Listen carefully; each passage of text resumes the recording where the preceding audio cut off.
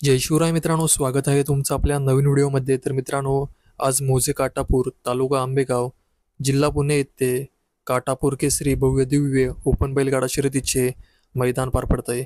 मित्रांनो, आजच्या काटापूर मैदानामध्ये अनेक रथी महारथी आले आहेत. त्यामध्ये आपल्या सर्वांचा लाडका मोविल शेड्डुमा यांचा द्वादशम हिंद केसरी बकासूर देखील आला आहे. तर मित्रांनो, आपल्या सर्वांचा लाडका बकासूर सेमी क्रमांक 1 मध्ये तास क्रमांक 6 मधून पळाला. तर मित्रांनो, या सेमी क्रमांक 1 मध्ये पिंटू शेट मोडगोडके यांचा सुंदर उर्फ कॉकटेल, उर्मिलाता यांचा अर्जुन, तसेच ब्राह्मणीकरांचा फंट्या यांची गाडी देखील लागली होती. त्यामुळे सेमी क्रमांक 1 मध्ये लढत पाहायला मिळणार होती.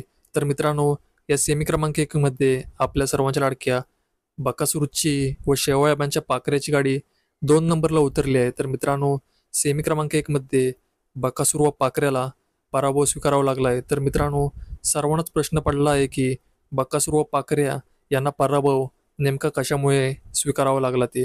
तर मित्रांनो, ज्या फाटीमध्ये बकासूर पळत होता ती फाटी होती 6 नंबरची. तर मित्रांनो, या 6 नंबर फाटीवरती बरेच नंदी ढासळत होते आणि पडत सुद्धा होते. आणि मित्रांनो, हीच ती 6 नंबरची फाटी आहे, ते आपल्या सर्वांच्या लाडक्या बकासूरच्या नशिबी आली.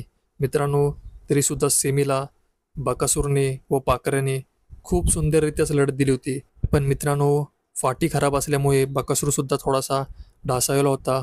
बकासूर पडून सुद्धा खूप सुंदररित्या बकासूरने लढत दिली होती. मित्रांनो, बकासूरची व पाकऱ्याची गाडी कालांतराने 2 नंबरला उतरली आहे. बकासूर व पाकऱ्या क्वार्टरसाठी पात्र झाले आहेत. तर मित्रांनो, जर फाटी चांगली असती, बकासूर पडला नसता, तर नक्कीच निकाल वेगळा असता. तर मित्रांनो, काही हरकत नाही, कारण काही म्हटलं की हारजिती चालूच असते. तर मित्रांनो, विजयी जी गाडी आहे सैतान आणि सुंदर यांना खूप साऱ्या शुभेच्छा.